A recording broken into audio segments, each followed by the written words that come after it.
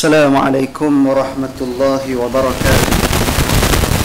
Alhamdulillah alladzi arsala rasulahu bil huda wa dinil haqq liyuzhirahu 'ala ad-din kullih walau karihal musyrikun.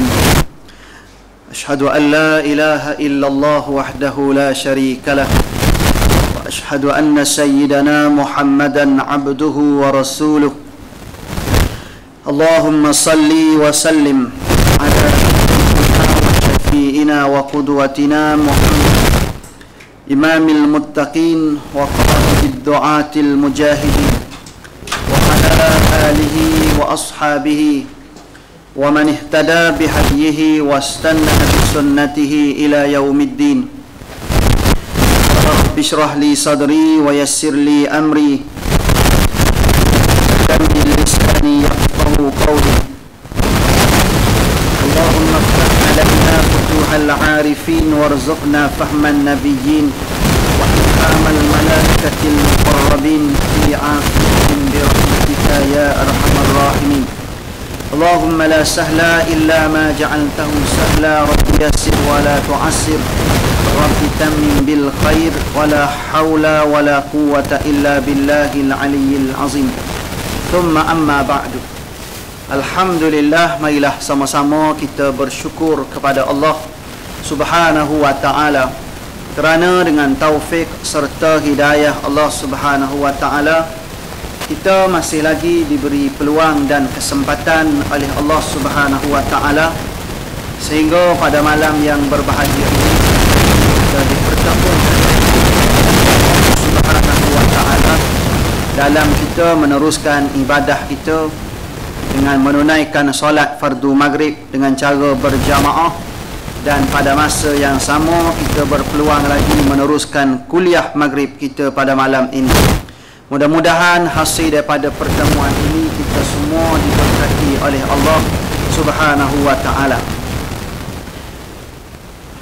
Jadi insya-Allah di pertemuan pada kali ini kita akan sambung perbincangan kita berkaitan dengan kitab Penawar Bagi Hati.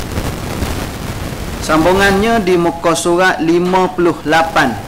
Muka surat 58 masih lagi pada bab yang ke-10 pada menyatakan riak. Riak merupakan salah satu sifat tercela yang mesti dijauhi oleh kita semua dan diletak oleh pengarang kitab kita ini sebagai sifat yang terakhir sekali dalam perbincangan sifat-sifat tercela ini.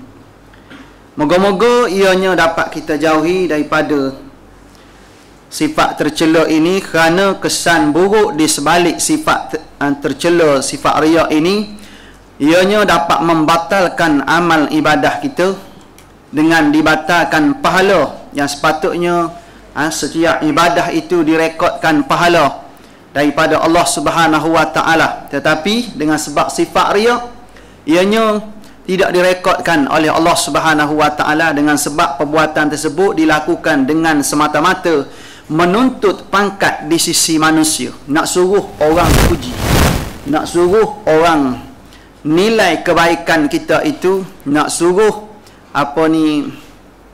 orang sebut-sebut kebaikan kita yang kita buat, kebajikan-kebajikan yang kita buat, ataupun dengan sebab habuan-habuan dan tawaran-tawaran dunia yang sedang dikejar ketika itu. Maka walaupun mereka dapat pujian manusia, walaupun mereka dapat dunia yang mereka cari, tetapi mereka terlepas daripada dapat rahmat Allah Subhanahu wa ta'ala. Ganjaran di sisi Allah terlepas daripada penyakit riak. Kita tengok di buku surat 58 yang paling bawah, dan itu ada 6 macam. Malam ni kita bincang berkaitan dengan jenis-jenis riak. Qala al-musannifu rahimahullah subhanahu wa ta'ala nafa'na bi'ulumihi fi daraini amin. Dan ketahui olehmu bahawasanya riak itu ada 6 macam, ada 6 jenis. Ada 6 semua sekali dalam kitab kita. Jenis yang pertama riak dengan tubuh badan, seperti menzahir ia akan kurus dan pucat badannya, supaya disangka akan dia mengerjakan ibadah pada malam dan puasa pada siang harinya. Ada juga jenis riak melibatkan tubuh badan dengan penampilan yang letih, dengan badan yang kurus, pucat. Nak suruh orang kata dia ni sentiasa bangun malam bermunajat pada Allah Ta'ala. Sebab tu berhati-hati kita semua dengan amalan yang kita buat, jangan kita rosakkan dengan penampilan kita. Kalau boleh yang kita buat tu biar kita dengan Allah. Tak payah cerita siapa-siapa, kecuali memang dah depan manusia. Tak apalah, dah buat macam mana kan. Di masjid orang pun tahu, kita pun tahu. Nisbah pada solat fardu memang tak boleh buat benda lah. Tapi nisbah pada solat sunat lebih afdal kita buat di rumah. Tujuan buat di rumah tu benda, tujuannya nak mengelak daripada kena sifat riak ni. Tapi kalau balik je di rumah, tengok je pintu rumah, masuk je dalam rumah, hilang semua. Nak perasaan nak buat ibadah tu hilang semua. Dengan bau-bauan, dengan tumiamnya bau, sup giabot bau, anak buka restronya, macam-macam. Lalas sekali hilang ibadah kita, tak buat langsung. Maka tak apalah, kita istiqamah buat di masjid surau, lepas solat terus buat. Moga-moga balik kat rumah, kesibukan kita ketika tu pun tidak menghalang ibadah kita lah. Cuma kena istiqamah tadi. Moga-moga dengan istiqamah itu melahirkan keikhlasan. Memang pada peringkat awal susah. Tu kedudukan dia yang mesti kita tengok balik, nilai balik. Ukur baju badan sendirilah. Benda ni melibatkan individu ni, melibatkan kita. Yang kalau kita dah boleh bangun pada waktu malam, 1/3 akhir malam bangun bermunajat, baca Quran, berdoa, solat dan seumpamanya, biar kita dengan Allah Subhanahu Wa Ta'ala. Jangan buat-buat letih di siang hari, depan orang buat letih. Sahabat ni tanya, nampak macam mengantuk je, nampak macam lemah je badan. Kawan tu tanya 2 patah, kita jawab apa? Jawab banyak, berpuluh-puluh kita jawab. Allah, kawan tu jawab nampak letih je. Dia kata, itulah malam tadi daripada pukul berapa tahu tak? Dia buka cerita habis. Kawan tu tanya sikit je, nampak letih ni, takut-takut demam ke benda. Rupa-rupanya dia ada poin penting nak cerita, iaitu dia cerita dia ni malam tadi daripada pukul 4 sampai subuh tahajud. Tu dia, kawan tu tak pernah bangun tahajud, ketinggalan. Kalau dengan niat ketika itu nak menzahirkan ibadah kita, dapat benda ibadah kita masa tu? Kosong lah.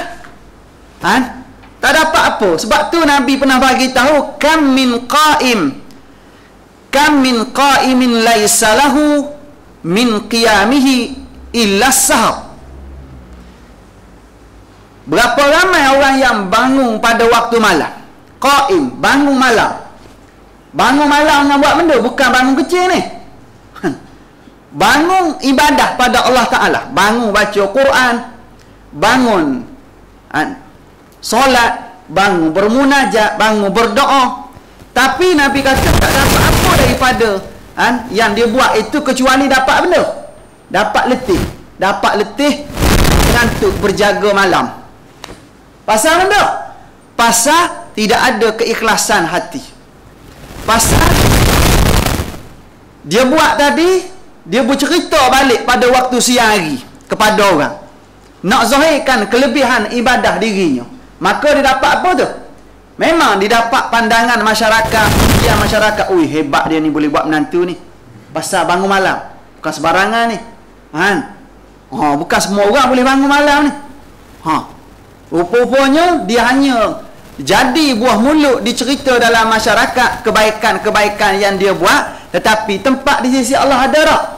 Orang macam ni tak ada tempat di sisi Allah Subhanahu Wa Ta'ala. Tak ada tempat di sisi Allah. Lepas tu tak payah buat lah dia, kena buat. Jangan dengan sebab dia ni riak tadi, dia pun tinggal tu. Buat juga. Terus buat.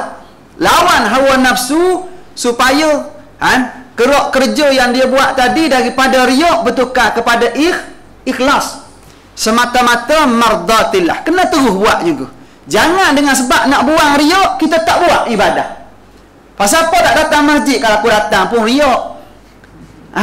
Kalau aku datang pun memang nak tunjuk ke orang, lebih baik aku tak datang. Macam mana? Betul macam tu? Kaedah? Tak betul kaedah macam tu. Walaupun semata-mata pada peringkat awal kita nak tunjuk pada orang, kena datang juga. Kena datang juga ketika tu. Moga-moga dengan istiqamah kita boleh buang sifat riak tersebut dan kita boleh istiqamah dengan ibadah kita. Boleh? Kalau tak, semua tak datang ni. Termasuk saya lah. Tak datang mudah-mudah. Tambah kena sibuk ni. Lupa nak bagi tahu tadi. Pasal apa datang lambat? Saya ada program hari ni. Hantar mesej dah dekat Haji apa? Haji Zainal, Haji Abu Bakar. Tak ada dia. Ada. Atau WhatsApp kat dia. Lambat sikit malam ni kerana ada program di apa ni tu, di pejabat depan dia. Okey, tengok. Tu yang pertama, iaitu riak dengan tubuh badan seperti menzahirkan ia akan kurus dan pucat badannya supaya disangka akan dia mengerjakan ibadah pada malam dan puasa pada siang hari. Sebab tu kalau kita puasa duduk diam-diam tu dah. Puasa benda ni. Puasa sunat. Puasa semua orang puasa. Semua orang puasa. Semua puasa kita puasa. Semua orang puasa. Tak payah tanya dah kau puasa tak? Tak payah tanya. Kalau tanya bodoh kita masa tu. Pasal memang kewajipan ketika tu. Mana kalau kita cerita ke orang kita puasa ni tak masuk dalam bab riak lagi. Dalam bab tu. Kecuali memang kita nak tunjuk tak ada ikhlas puasa kita tadi. Hak ni dalam bab sunat ni lebih-lebih lagi kita kena jaga. Pasal orang tak buat, kita lawan nafsu kita buat. Tiba-tiba kita bercerita pada orang. Ni bulan Rejab ni tak tinggal lagi. Tak tinggal lagi. Isnin, Khamis, lepas tu apa lagi? 13, 14, 15 Rejab. Lepas belakang tu. Cuma ada Isnin, Khamis lagi. Kalau kita bercerita pada orang macam tu tindakan kita, perbuatan kita, dengan niat nak menzahirkan ibadah kita, dapat lapar dan dahaga kita. Dapat lapar dan dahaga. Sebab tu kita diam sudah. Kalau ibadah sunat, kita diam sudah. Kita diam je. Jangan duk cerita siapa-siapa. Tapi kalau berdepan, kita puasa hari tu, tiba-tiba ada orang ajak makan, ada kenduri benda, doa selamat hari tu. Hari itulah hari hak kita puasa. Tapi kalau dia ajak lepas asar dah ajak lagi. Tu puasalah kita. Tapi kalau baru pukul 10 pagi, kita puasa sunat hari tu, buka tak? Buka puasa. Silaturahim kita lebih besar ketika itu daripada kita terus kekal puasa ketika tu. Wajib kita pertahankan silaturahim kita daripada kita kekalkan puasa kita ketika tu. Boleh? Pasal sunat bertembur dengan wajib, maka kalah yang sunat. Tapi kalau lepas asar dah, ada orang jemput makan pula. Makan ketika tu, kita memang tak boleh. Dengar makan je memang nak makan. Tambah-tambah orang jemput, ada kari kambing ni ustaz. Macam mana agak-agak? Buka lah agak. Tak payah buka masa tu tuan-tuan. Tuan-tuan boleh pergi bungkus. Bungkus tuan-tuan. Pasal benda? Pasal nak masuk waktu berbuka dah. Nak masuk waktu berbuka puasa dah. Sama juga dengan solat sunat. Solat sunat yang kita buat tu, kita Allahu Akbar. Solat sunat. Solat. Tiba-tiba separuh jalan dah, 50% dah. Muazzin pun iqamah. Nak berhenti ke? Nak teruskan? Kalau baru mula, boleh berhenti. Berhenti pula, jangan main berhenti je. Ada orang iqamah baru belum takbir lagi. Betul tak? Maknanya kalau baru nak mula, baru tengah baca Al-Fatihah ketika tu, baru rokok ketika tu, tiba-tiba tengok-tengok, kalau kita teruskan memang tak sempat kita ni nak kejar imam rakaat pertama, maka mana lebih aula masa tu? berjemaah lebih aula daripada kita solat sunat. Maka kita boleh keluar daripada solat kita dengan kaedah mana? Bagi salam, assalamualaikum warahmatullah, assalamualaikum warahmatullah, keluar solat kita. Boleh? Keluar solat. Tapi kalau lah duduk tengah rakaat kedua dah. Kalau tadi rakaat pertama, ni rakaat kedua dah. Dah 70% dah berlalu. Solat kita yang 2 rakaat 70% dah. Nak masuk 80% dah. Maka teruskan, jangan berhenti masa tu tuan-tuan. Jangan berhenti masa tu. Pasal sempat lagi waktu kerja tu. Sempat buat hak wajib-wajib.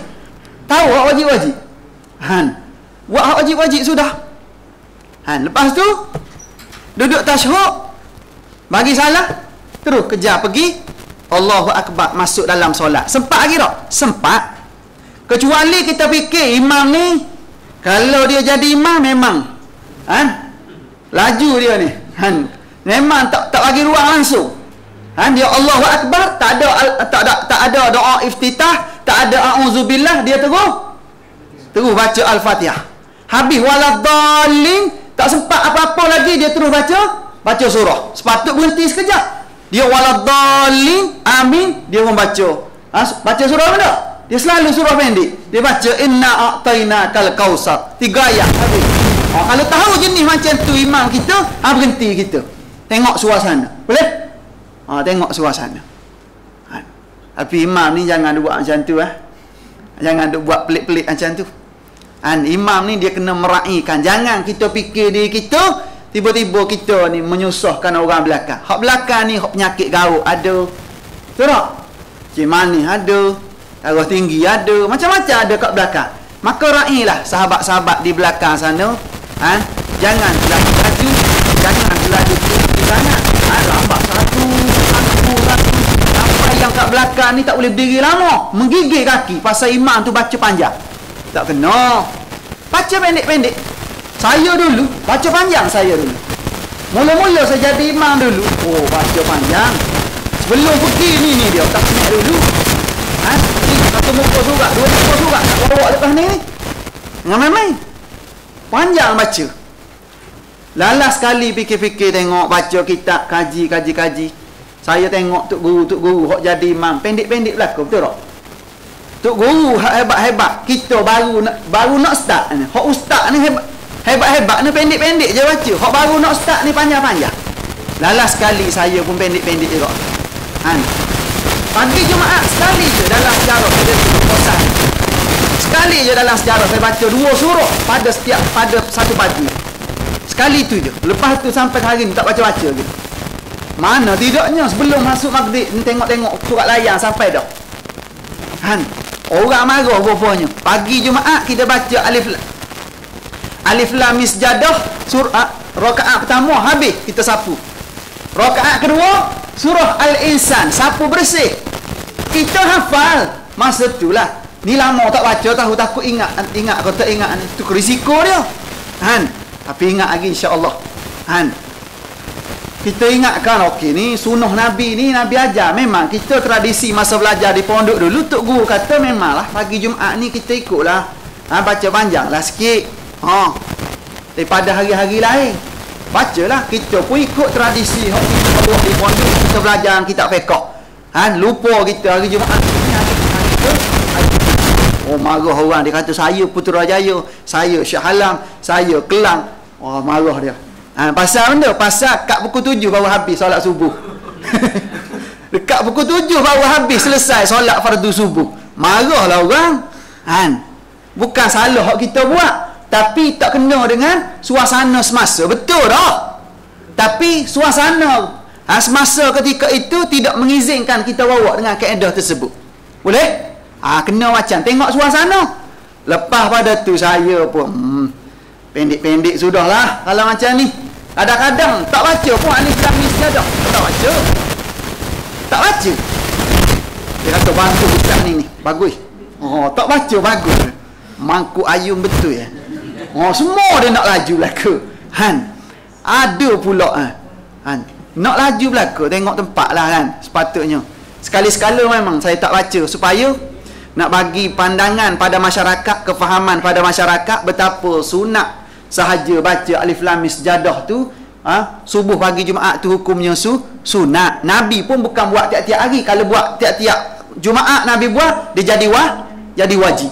Tu hukum jadi sunat dengan sebab Nabi tu tak buat sepanjang masa. Setiap malam Jumaat, setiap pagi Jumaat Nabi tak buat sepenuhnya.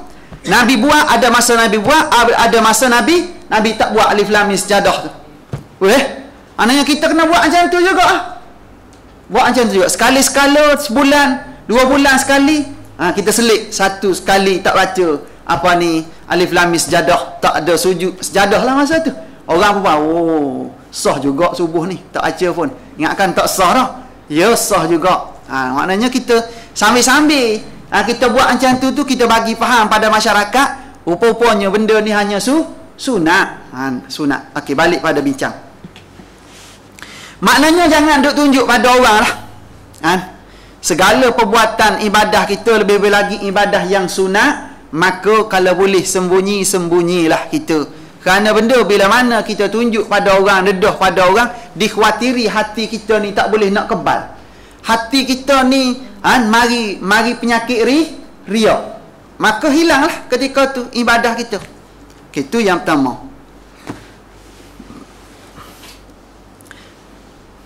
Dan yang kedua, jenis riak yang kedua, riak dengan kelakuan. Riak dengan kelakuan seperti menundukkan kepala dan memejamkan mata supaya disangka akan dia memikirkan kelakuan akhirat. Ni dia. Duduk majlis orang tunduk. Pejam mata. Nak suruh benda ni. Nak suruh orang kata, ini hebat dia ni bukan sembarangan orang ni. Bendanya dia ni memuju lalu melintang patah je kalau belakang orang. Tapi depan orang nampak zuhud. Depan orang nampak, hebat ni. Bendanya biasa-biasa je. Kalau makan depan orang sikit je makan. Tak boleh makan banyak. Makan ketika lapar, berhenti sebelum kenyang. Tu depan orang. Belakang orang dia balon 3 pinggan, senyap. Kalau hanya depan orang dia buat macam tu, tak ada benda. Masuk dalam bab riak dengan perbuatan. Apa? Ni tak tuju pada siapa-siapa ni, semualah. Semua kita fikir kita balik, aku kau halan ni. Kalau akulah. Kalau dia lah. Maknanya kita semualah, maknanya kita muhasabah diri kita. Maknanya riak jenis yang kedua, riak dengan kelakuan seperti menundukkan kepala dan memejamkan mata. Tunduk kepala depan orang. Tunduk kepala, pejam mata. Supaya disangkakan akan dia memikirkan kelakuan akhirat. Tujuan pejam mata tunduk ni supaya nak suruh orang kata dia ni duk banyak fikir perkara akhirat. Jangan. Kalau boleh depan orang buat biasa je. Buat biasa supaya orang tak kenal pasti ni dia ni macam kita boleh masuk kalau macam ni. Boleh masuk belaka. Kita nak kalau boleh macam tu. Ni depan orang tengok, ni lain macam ni, sebarangan, tak boleh tegur sebarangan ni, marah dia ni. Nampak kezuhudan dia tu. Buat biasa-biasa, depan orang macam biasa. Dengan kanak-kanak boleh masuk, dengan orang tua boleh masuk, dengan orang muda boleh masuk. Boleh masuk. Maknanya orang tak segan. Boleh masuk belaka. Jangan fikir ni nanti ganggu ibadah dia pula ni, duk tengah fikir akhirat tu. Tunduk kepala tu. Kau ada jenis tu Pak kita ni? Tak ada? Okey, bagus sini bagus, alhamdulillah. Okey, yang ketiga, jenis riak yang ketiga, riak dengan pakaian. Ada juga jenis riak dengan pakaian. Seperti memakai ia akan kain yang kasar-kasar, yang bertampung-tampung, supaya disangka akan dia daripada ahli tasawuf. Dia pakai pakaian yang bertampung-tampung, yang kasar-kasar, supaya orang kata dia ni ahli tasawuf. Memandang kecil dunia ni, tak ada benda nilai, akhirat lah segala-galanya. Kalau dengan tujuan tu dia pakai, rugilah dia ni, kufur nikmat dia panggil. Betul tak? Kufur nikmat.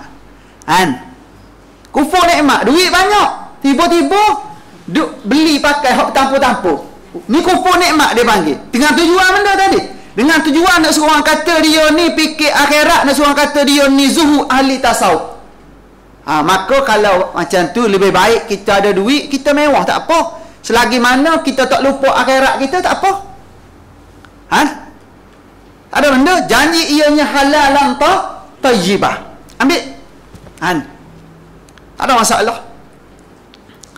Tapi kalau kita boleh buat dengan penampilan ini dengan niat betul-betul mengejar akhirat, mengenepikan keseronokan dunia, itulah yang sepatutnya.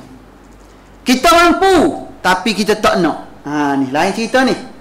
Kita mampu buat lebih. Pakaian yang mahal-mahal boleh, kereta mahal-mahal boleh, rumah yang mahal-mahal boleh kita beli, tapi dengan sebab kita tak nak. Dengan sebab benda, kerana kita tahu dunia ni persinggahan sementara, akhirat yang kekal abadi, yang hakikinya di akhirat. Kita nak kejayaan yang hakiki di akhirat. Hak ni tak apalah, kita biasa-biasa sudah. Takut-takut buat hak luar biasa, takut-takut banyak duk fikir benda dunia pula. Hak tu tak apa. Kalau betul-betul ikhlas, dia pakai pakaian dengan penampilan mengenepikan dunia, mengejar akhirat tanpa ada perasaan riak, maka tu tak memberi kesan apa-apalah. Yang penting benda hati, peranan hati kita dalam menguruskan gerak kerja kita tadi. Kita tengok seterusnya, keempat, riak. Yang keempat, riak dengan perkataan. Riak dengan perkataan seperti riak orang yang berpidato atau memberi nasihat dengan Quran, dengan hadis, dengan Quran dan hadis dan perkataan salaf, serta sunyi hatinya daripada ikhlas dan benar. Seperti menggerakkan bibir dengan zikrullah di hadapan orang lain. Ni satu bab lagi ni. Kalau depan orang, tangan ni tasbih bunyi kruk-krak, kruk-krak, kruk-krak, kokar. Tasbih tu depan orang. Kalau kat rumah tak tahu mana tasbih, tak tahu apa. Kalau depan orang, hebat. Ni masalah juga ni. Ataupun duduk depan orang, mulut gerak. Nak suruh orang kata, bagus ni. Baru nak mula langkah sikit, baca doa. Baca doa, hebat. Bendanya nak suruh orang kata kita tu hebat, walahanya hebat tak di sisi Allah orang macam ni. Tak. Orang macam ni buat rugi umur je penampilan dia macam tu. Rugi umur. Pasal benda, pasal dia riak. Jangan buat jenis tu. Kalau boleh depan orang buat macam biasa. Biasa, normal, biasa. Macam ramai-ramai. Tak payah kita buat benda-benda pelik yang menjadi tarikan pada orang. Contohnya duduk, orang nak tegur pun takut dah. Nak tegur takut. Orang bergerak mulut ni, takut-takut duduk baca benda, duduk zikir apa. Rupa-rupanya sekadar nak tunjuk pada orang. Ataupun jenis ahli pidato, dengan beri nasihat, berpidato, dengan baca Quran, baca hadis, nak suruh orang kata kita ni orang yang hebat berpidato. Habis lah. Tak dapat benda di sisi Allah Ta'ala. Tak dapat apa. Sebab tu kita ni bukan nak tarik perhatian orang semata-mata. Kita nak dengan gerak kerja kita ni, kita nak tarik rahmat Allah. Kita buat tu biar betul ikhlas. Allah Ta'ala bagi rahmat, pertolongan pada kita. Pahala tu Allah Ta'ala bagi. Macam tu.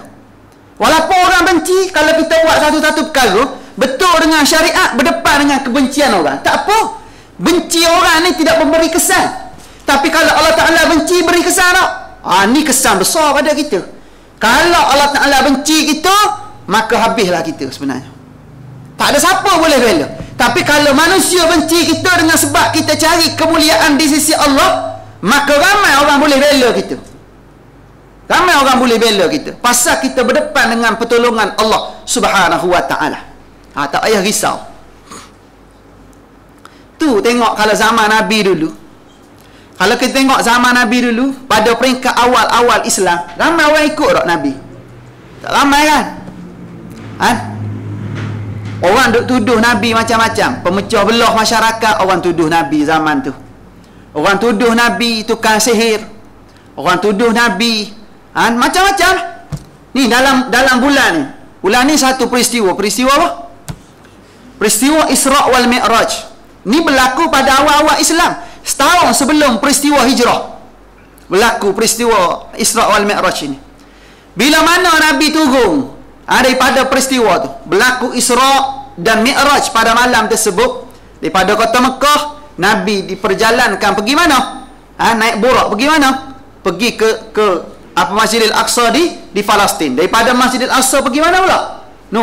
Nabi dibawa naik ke langit, merentasi 7 lapis langit, ke Sidratul Muntaha, ke Mustawa, lalu bertemu Allah Subhanahu wa taala, buat turun pentaklifan solat 5 waktu. Lalu bila mana Nabi turun, Nabi nak ceritalah pada orang, pada masyarakat ketika tu. Tiba-tiba jumpa siapa? Jumpa Abu Jahal. Ni jumpa bos besar. Abu Jahal kata, tak apa kita, biar saya tukang panggil orang. Dia buat jemputan. Dia panggil. Abu Jahal ni dia tahu dah. Pasal majoriti orang tidak akan boleh terima dengan apa hak Nabi bagi tahu. Pasal benda ni kalau kita fikir dengan akal kita terima tak agak-agak? Memang tak boleh nak terima dengan akal kita. Kalau kita fikir dengan zahir pemikiran kita memang tak boleh terima. Tapi kalau kita fikir ini pilihan Allah, mukjizat, boleh terima tak? Baru boleh terima kalau kita beriman. Lalu Abu Jahal panggil orang. Nabi pun ceritalah, malam tadi aku daripada Masjidil Haram di Makkah, tengah duduk-duduk di Hijr Ismail dengan beberapa orang sahabat lain, dengan Sayyidina Ja'far dan beberapa yang lain. Datang Jibril, datang Mikail, jemput aku pergi ke telaga Zamzam, belah dada semua sekali, bawa pergi mana? Pergi ke Masjidil Aqsa di Palestin, lalu naik ke langit bertemu Allah Subhanahu wa taala, turun balik bawa pentaklifan solat 5 waktu. Tu saya ringkas cerita. Kalau cerita betul panjang. Cerita Isra' Mi'raj ni panjang. Masa saya belajar di pondok dulu, masuk bulan Rejab baca peristiwa ni. Teliti satu-satu. Habis bulan Rejab tak habis lagi baca kitab tu. Hebat kata ni. Panjang rupanya cerita tu. Selok-belok dia, hikmah di sebalik tu panjang lebar. Bila mana diceritakan ketika itu, hak yang dah beriman jadi murtad balik. Hak baru nak beriman tak jadi, tuduh, gila ni macam ni. Memang kalau fikir dengan akal tak masuk akal kan? Mana tidaknya perjalanan daripada kota Mekah nak pergi ke Masjidil Aqsa di Palestin, kalau ikut perjalanan biasa makan masa berbulan-bulan, tiba-tiba Nabi pergi apa hari? Satu malam, bukan pergi situ saja, siap naik ke langit. Tu yang nak beriman tak jadi beriman. Hak nak mengucap kalimah syahadah dah tak jadi. Lalu dibawa berita ni pergi mana? Pergi jumpa Sayyidina Abu Bakar. Ceritalah perkara sebenar. Lalu Sayyidina Abu Bakar bagi tahu siapa yang cerita benda ni. Lalu sahabat tu bagi tahu, dia kata yang cerita benda ni itulah dia Nabi sallallahu alaihi wasallam. Jawab Sayyidina Abu Bakar, kalau berita ni datang daripada Nabi lebih besar daripada ni sekalipun, aku akan terima. Maka Sayyidina Abu Bakar dapat pengiktirafan Sayyidina Abu Bakar As-Siddiq. Ni As-Siddiq ni salah satu orang dapat. Orang yang hebat, yang membenarkan kata-kata Nabi dalam keadaan Nabi ketika itu ketandusan penyokong ketika itu. Tak ada siapa nak sokong Nabi ketika itu. Tengok. Tiba-tiba tampil Sayyidina Abu Bakar menjadi penguat Nabi dalam keadaan tak ada penyokong ketika itu. Sebab tu kalau kita buat satu-satu perkara ada halangan, tu betul lah tu sebenarnya. Tapi kalau kita buat satu-satu perkara straight je, tak ada halangan, nak jaga dia ni, tak ada halangan, kena semak balik jawab dia. Sejarah dah mengajar kita ketika dalam sejarah ni dah mengajar kita macam tu. Okey, tengok. Maknanya biar kita jaga posisi kita di sisi Allah Subhanahu wa taala. Jangan dengan sebab nak jaga posisi kita di sisi manusia, kita ketepikan hubungan kita dengan Allah. Kita nak cari pujian manusia, pada masa yang sama kita dapat murka Allah Subhanahu wa taala. Jangan. Tapi kalau kita nak cari mardatillah, nak cari pujian Allah, nak cari mata wang akhirat, pada masa yang sama kita berdepan dengan caci maki manusia, tak apa. Pasal benda, pasal caci maki manusia, halangan manusia itu sedikit pun tidak memberi kesan buruk kepada kita dalam penampilan ubudiyah kita pada Allah Subhanahu wa ta'ala. Tak ada kesan. Tak ada kesan. Okay, seterusnya dan yang kelima, jenis riak yang kelima, riak dengan pekerjaan. Seperti memanjangkan berdiri dan rukuk dan sujud di dalam sembahyang di hadapan orang lain. Kalau belakang orang, kalau solat kat masjid jadi imam, panjang dia bawa. Kalau dia solat seorang ke rumah, 4 rakaat berapa minit? 3 minit je. Penat sungguh. Paling kurang 4 minit kan. Ni 3 minit je. Habis kalau jadi imam masjid, Allahu Akbar. Oh, hebat baca ni. Baca dengan nyaringnya, dengan tajwidnya, dengan makhraj hurufnya, dengan sifat hurufnya. Clear. Pasal ramai ni kat belakang tu macam-macam ni. Hak tua ada, hak muda ada, miskin ada, kaya ada, muslimi ada, muslimat ada tu. Kat belakang tu. Pasal nak perdengarkan pada orang, nak suruh kata, dia ni memang hebat ni. Baca Quran ni, ingat panjang dia baca ni. Nak suruh kata dia ni seorang hafiz yang betul-betul jaga hafalannya. Hilang bacaan dia tadi, tak ada nilai di sisi Allah Ta'ala. Kalau niat dia panjangkan solat tadi semata-mata nak cari perhatian manusia. Nak cari perhatian manusia, maka dia dapat perhatian manusia. Takat tu ialah. Sebab tu biasa-biasa eloknya tuan-tuan. Biasa-biasa eloknya. Sebab tu dalam solat ni, nisbah pada solat, dia ada masa dia. Maghrib pendek. Maghrib pendek bacaan dia. Kan waktu maghrib, antara maghrib isyak ni pendek panjang? Pendek kan? Maka cara bawa kita pun pendek. Nabi pun baca surah-surah pendek. Tapi zaman hari ni, kita tengok, ustaz-ustaz baru-baru lah. Kalau ustaz lama-lama tak buat dah. Gini-gini. Ustaz baru-baru, baru hafiz Quran. Oh, dia baca Allahu Akbar. Dia baca surah mana? Dia baca surah Al-Baqarah. Dia baca Al-Imran. Baca panjang. Walha masa tu masa yang sunat baca pendek. Tiba-tiba baca panjang. Baca ayat lazim sudah. Kalau nak baca ayat-ayat panjang lebar tu, potong. Ambil 2-3 ayat, ambil 4 ayat. Okey, sujud rukuk.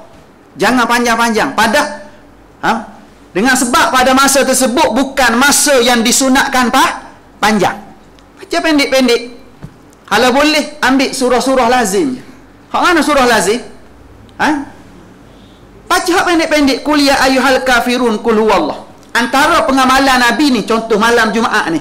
Maghrib malam Jumaat disunatkan baca pada waktu maghrib qul ya ayyuhal kafirun dan qul huwallah pada rakaat yang kedua. Besok pula Jumaat malam Sabtu, sunat kita baca waktu maghrib. Tak ingat. Qul a'udzu birabbil falaq.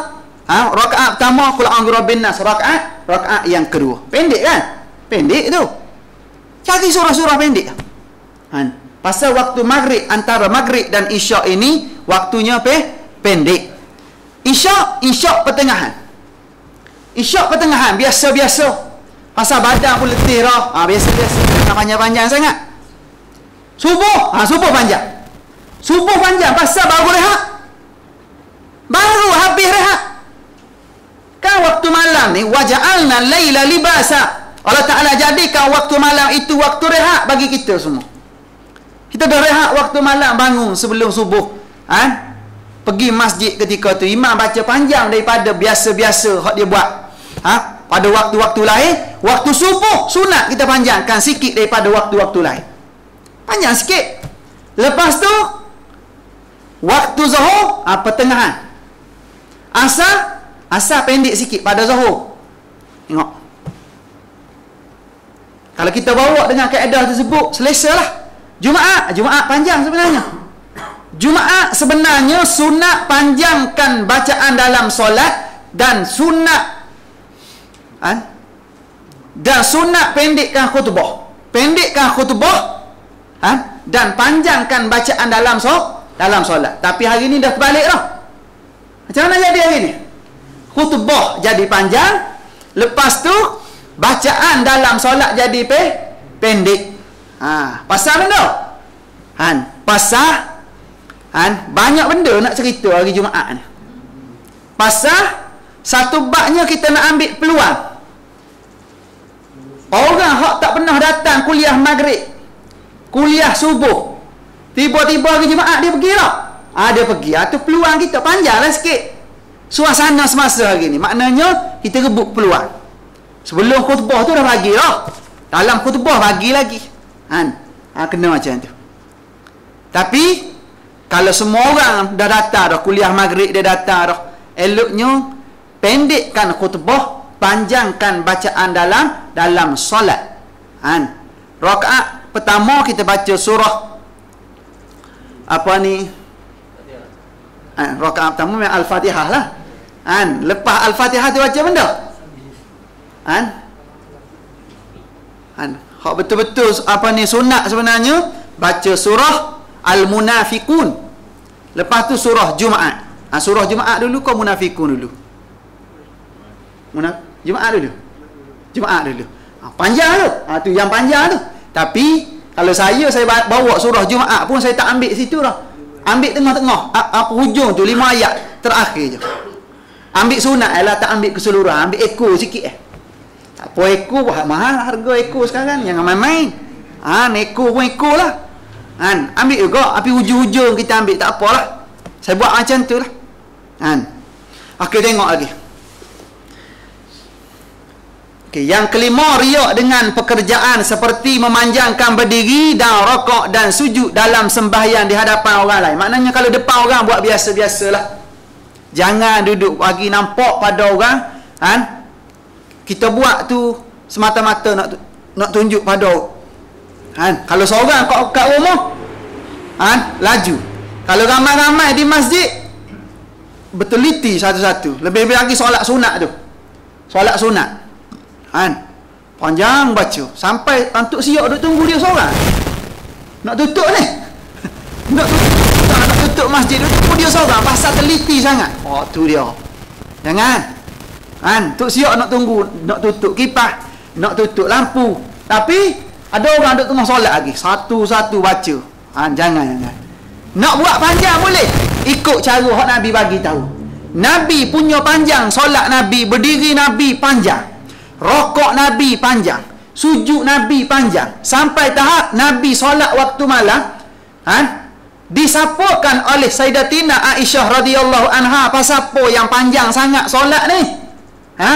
Pasal apa yang sedangkan kamu ni dah maksum, kamu ni kekasih Allah. Sampai satu ketika kaki Nabi bengkok kaki Nabi. Pasal benda? Pasal berdiri punya lama.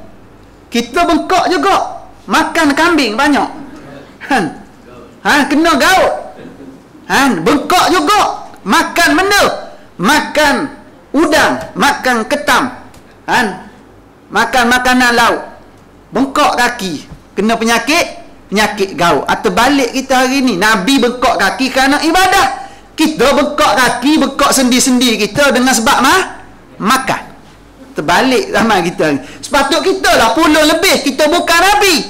Nabi dah kekasih Allah, dah maksum, biasa-biasa sudah. Bila mana ditanya Nabi pasal apa sampai bengkok kaki ni, Nabi jawab, afala akuna abdan syakura.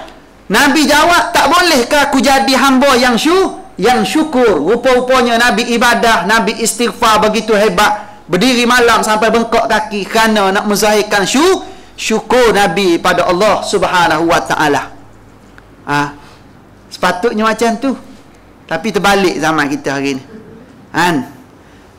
Nak panjang boleh. Bangun malam-malam, biar orang tak tahu ibadah kita buat. Biar kita dengan Allah je. Buat tak? Susah ustaz, tak ada orang, tak seronok lah. Tak semangat. Tu dia pula.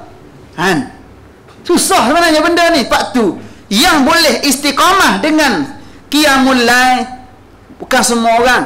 Bab tu qiyamul lail ni da'bus salihin, pengamalan kebiasaan orang-orang yang orang yang soleh. Dia nama soleh tak? Tapi subuh pukul 8.30 nama soleh. Subuh 8.30 tak jadi benda. Tak jadi. Dia minta maaf kalau ada nama soleh sini. Ada? Aduh. Kacau. Minta maaf lah. Kebetulan lah tu, kira kebetulan. Saya bukan nak mengenalkan siapa-siapa. Mana tahu kita nama orang sini. Saya kenal rupa je. Rupa saya kenal belakang. Rupa-rupa ni saya tahu. Ni orang, apa ni, apa benda tu? Apa ni, ampan campuran. Cuma jalan berapa, ikan mah ke ikan kaloi ke tak tahulah.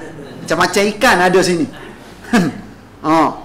Saya tak tahu. Tapi rupa ni, jumpa kat mana-mana kita tahu. Ni orang, apa ni, apa ni, apa tadi?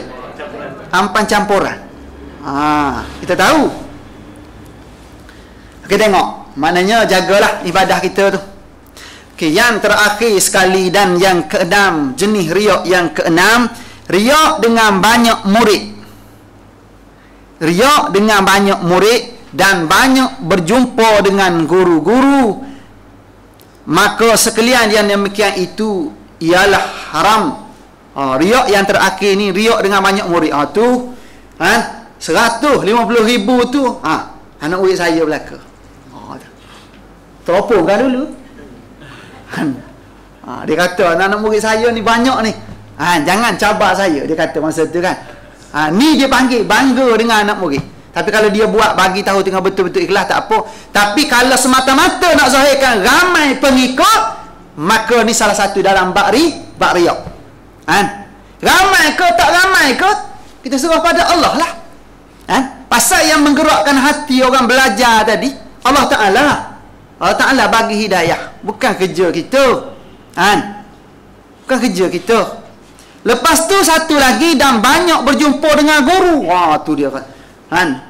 Dia tunjukkan kehebatan diri dia dengan bercerita pada orang, nak zahirkan kehebatan diri dia ni dengan ni guru saya, ni guru saya, guru saya. Guru dia belaka, guru orang lain tak ada. Semua guru dia belaka. Itu riak juga. Riak dengan banyak guru. Tapi kalau betul banyak guru sekalipun, jangan duk cerita banyak lah. Cerita 2-3 orang sudahlah.